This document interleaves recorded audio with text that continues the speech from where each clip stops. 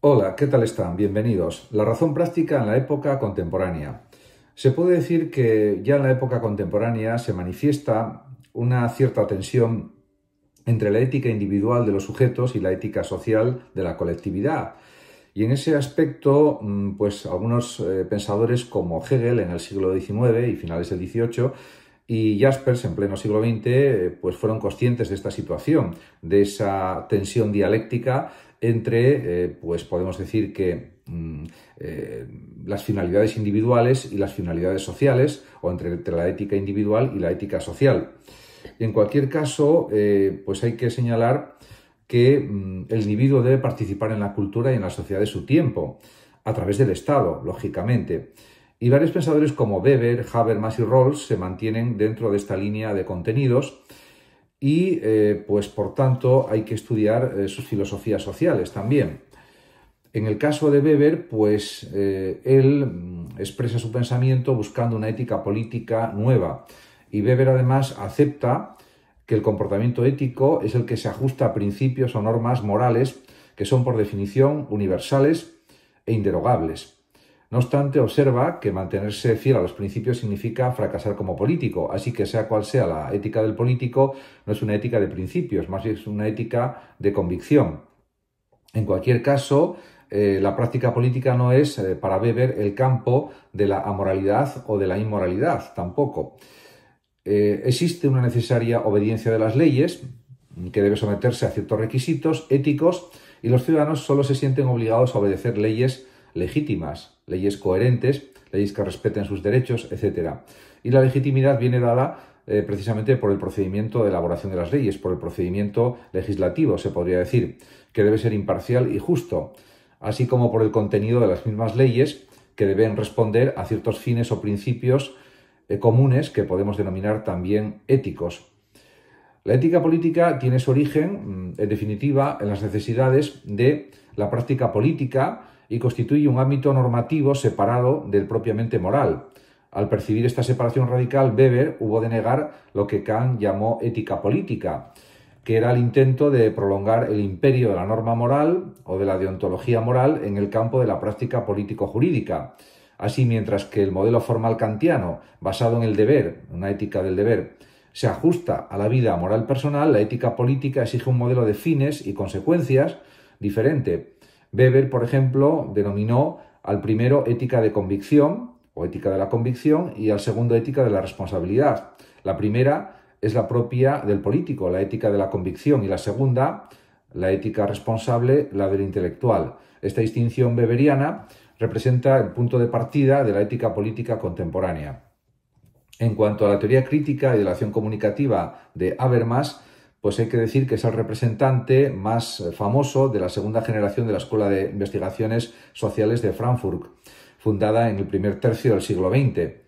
Los autores más representativos de la primera generación fueron Theodor Adorno, Max Horkheimer, y luego pues Habermas fue posterior, y en los años 60 se propone realizar una crítica inmanente de la sociedad capitalista, centrándose fundamentalmente en el entorno inmediato del actor social individual, al que Habermas llama mundo vital. Y dicha crítica, que acabará siendo también una teoría crítica como la misma de la Escuela de Frankfurt, aunque con matices diferentes, se dirige también contra la ciencia positivista y el Estado moderno, porque en muchos casos podemos decir que el Estado no trata suficientemente bien a los ciudadanos, los gobiernos de los estados me refiero, y no protege suficientemente el Estado de Derecho, el Estado del Bienestar, sobre todo el Estado del Bienestar, fundamentalmente, y eso es algo absolutamente injusto. Los derechos humanos no se cumplen en muchos estados políticos del mundo, lamentablemente.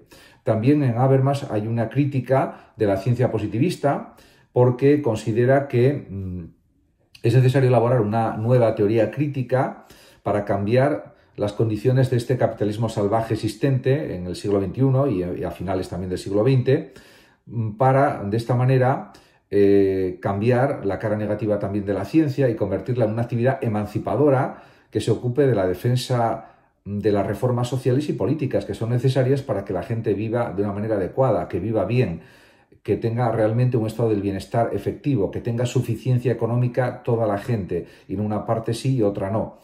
En ese aspecto, todo eso es algo a conseguir en los estados modernos. también hay por parte de Habermas una crítica del Estado. En los años 70, Habermas intentó demostrar que el Estado moderno era un producto de la supervivencia del capitalismo anterior y que no podía proteger, en muchos casos, a la gente en las situaciones de crisis económica o de crisis económicas sucesivas, por falta de capacidad para conseguir las rentas necesarias para apoyar los programas de bienestar social. Pero esas rentas necesarias se pueden conseguir a través de más impuestos a las grandes empresas, a los ingentes beneficios de las empresas muy grandes, de tal manera que se consiga ese dinero necesario para impulsar a través de los impuestos la vida de la gente más necesitada a nivel económico.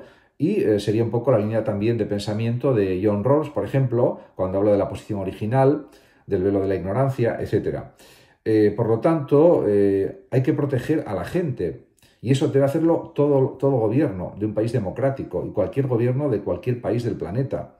Eso es lo que señala el propio Habermas. Y, eso sí, no es partidario Habermas de una revolución marxista y tampoco, pues, se cierra a buscar nuevas vías emancipadoras, fundamentalmente a través, por ejemplo, del ingreso mínimo vital o sistemas similares que ayuden a la gente que realmente necesita, pues, algo de dinero para poder seguir viviendo de forma digna, con suficiencia económica, y eso se está aplicando, por ejemplo, ya en países nórdicos como Suecia, Noruega, etcétera, y da buen resultado, porque al final ese dinero que se gasta por parte del Estado para dar ingreso mínimo vital a cientos de miles de personas o millones de personas revierte en la propia economía del país, en la macroeconomía, y además soluciona las necesidades básicas de los ciudadanos que solicitan de una manera justa y coherente esa ayuda económica, por distintas circunstancias vitales que han sufrido o han padecido, o porque se han quedado en el paro y no pueden conseguir trabajo. Todo eso es algo que forma parte de una ética dialógica, de una ética comunicativa justa y adecuada. Y, en definitiva, de una capacidad de gobierno que es justa también.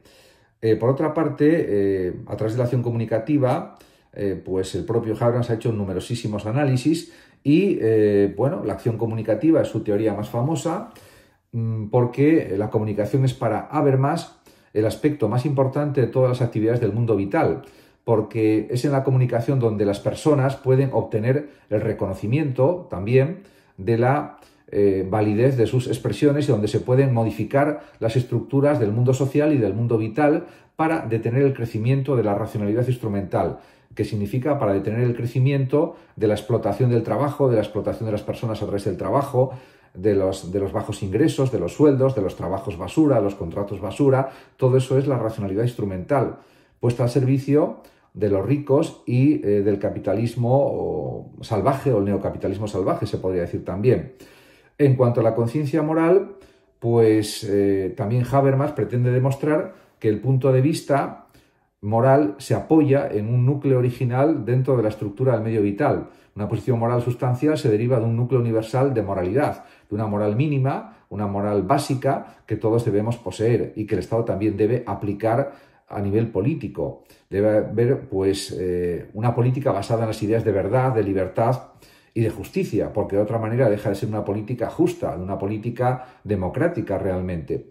Y en ese sentido, las medidas políticas tienen que buscar una gobernabilidad justa, especialmente para los que más la necesitan, esa gobernabilidad. Los que ya son ricos o viven en la riqueza no necesitan tampoco ninguna ayuda del Estado y deben colaborar precisamente para favorecer a los más desfavorecidos, precisamente a los que están, diríamos, con mayores problemas económicos derivados del nivel de paro existente en esos momentos, en ese estado político, y de otra serie de circunstancias como crisis socioeconómicas muy duras, muy fuertes, y todo eso tiene que solucionarlo el Estado. No vale dejarlo todo al libre mercado, a la libre economía capitalista, porque al final aumentan las desigualdades económicas de forma desproporcionada, de forma tremenda, y luego pues sufren esas consecuencias millones y millones de personas en cada país. Y eso no es en absoluto justo ni aceptable desde un punto de vista político ni ético, de ninguna manera. Por eso existe la prestación de desempleo, por eso existen las prestaciones de jubilación, diríamos las jubilaciones, y otra serie de ayudas económicas como el ingreso mínimo vital, el salario social, etc. En consecuencia, hay que buscar una mejor vida a través del Estado, a través de los gobiernos. Y eso, pues realmente forma parte también del entramado comunicativo de las personas, sin ninguna duda. En relación con lo ya explicado sobre la filosofía comunicativa de Habermas, se pueden analizar algunas ideas que aparecen en Internet, en los medios digitales. Por ejemplo, una frase podría ser esta: el engaño sistemático, la manipulación de las palabras y la corrupción del lenguaje se han convertido en herramientas políticas que no se ponen en cuestión. Y hay que ponerlas en cuestión, hay que criticarlas, analizarlas. La filosofía es análisis también. Por lo tanto, hay que utilizar las palabras con su significado correcto y válido, no con cualquier significado, el que a uno le apetezca. Y eso, pues es verdad que en muchas ocasiones no se realiza, no se hace. Por otra parte, es verdad que hay muchísimos engaños, ocultaciones de la verdad, que contribuyen a mantener elevados niveles de desinformación en los ciudadanos, lo que les impide decidir su voto con justicia, discernimiento y acierto. Efectivamente, cada persona puede contrastar las informaciones, compararlas, valorarlas y tomar su decisión al respecto. Para eso la persona puede leer los periódicos, puede leer libros, etcétera, puede escuchar las declaraciones de los políticos, ver los programas políticos, por ejemplo, y tomar sus decisiones en función de todo eso. Por lo tanto, podemos preguntarnos también distintas cuestiones. ¿Se puede mentir en política? Pues yo creo que no se debe mentir en política. Porque si se miente se pierde la confianza de los votantes, de los ciudadanos también. ¿Deberían castigarse las mentiras de la clase política? ¿Y cómo? Pues sí, el castigo evidente, a mi juicio, es que cuando se comprueba que unos políticos han dicho mentiras, en su campaña electoral, por ejemplo, o durante su trabajo como políticos de un partido determinado, pues los ciudadanos se dan cuenta y pueden quitarle el voto, lógicamente, como castigo. En cualquier caso, también tienen que tener una ética deontológica, una ética profesional como políticos y no mentir. Una cosa es que no digan cosas o no digan determinadas cuestiones para no mentir, pero pueden decir las cosas de muy variadas maneras para no llegar a mentir y simplemente pues no contestar a lo que se pregunta, que eso también sería algo negativo, pero en cualquier caso la mentira nunca debe aceptarse ni a nivel político ni a nivel ético, y la política se basa en la ética. De hecho, en la antigua Grecia los políticos que se descubría que mentían, pues tenían que dejar la actividad política o eran mal valorados ya por sus conciudadanos, no les votaban, etcétera. Eso tiene que suceder también en las sociedades democráticas actuales, bien informadas, con muchos medios de comunicación, televisión, radio, internet, redes sociales, etcétera. Y pues eso es lo lógico y lo racional. Y también hay que pensar que tiene que haber una ética y política entendidas como saberes prácticos, pero prácticos basados en la verdad, prácticos porque al final son comportamientos, son conductas. De ahí que algunos políticos dimitan después de haber hecho algo negativo o haber mentido y reconocen que mintieron, y entonces generalmente pues dimiten de su cargo político o han hecho prácticas corruptas y lógicamente tienen que dimitir o son cesados, etcétera. Pueden estar sometidos a un escrutinio jurídico, bueno, a un juicio, y si se declara que son culpables, pues pueden defenderse ante instancias jurídicas superiores, pero si al final todo eso se confirma, pues tienen que atenerse a las consecuencias, que pueden ser de cárcel o de multas o de las dos cosas. Por lo tanto, pues realmente la verdad es algo muy importante, no solamente en la vida cotidiana de las personas, de los ciudadanos, sino también en el ámbito político, en el ámbito social, en el ámbito sociológico, en todos los ámbitos. Porque de otra manera, pues al final se vive en una sociedad llena de desinformación, de bulos, de engaños, de mentiras continuas, y no se abordan las cosas desde la profundidad que corresponde. Luego hay otra cuestión también muy importante, y es que tenemos que entender lo que es la vida en todos los aspectos, en todos los sentidos. No podemos pretender cosas que no son lógicas, que no son correctas en la vida, y eso también se aplica a otros muchos campos de la vida de las personas, no solamente del ámbito político. Por lo tanto, hay que entender perfectamente lo que supone el esfuerzo de vivir. La vida supone esfuerzo, y eso, hoy en una sociedad en la que el esfuerzo se quiere rechazar en muchos ámbitos de la sociedad, hay que decirlo claramente. Las cosas no se consiguen sin esfuerzo. Hay que esforzarse muchísimo o mucho para conseguir las cosas. Lo que no puede ser es que nos regalen las cosas porque sí, en la vida. Únicamente se regala la lotería si una persona compra la lotería y le toca el gordo, pero ha tenido que comprar ese billete de lotería el décimo de lotería o lo que sea para poder conseguir el premio, si no es imposible.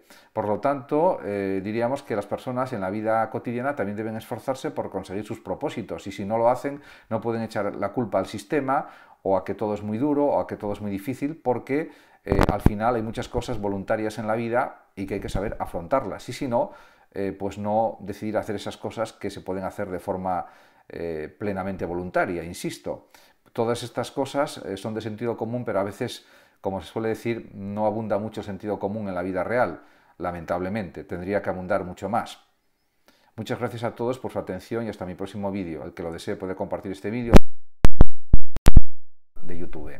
Hasta siempre.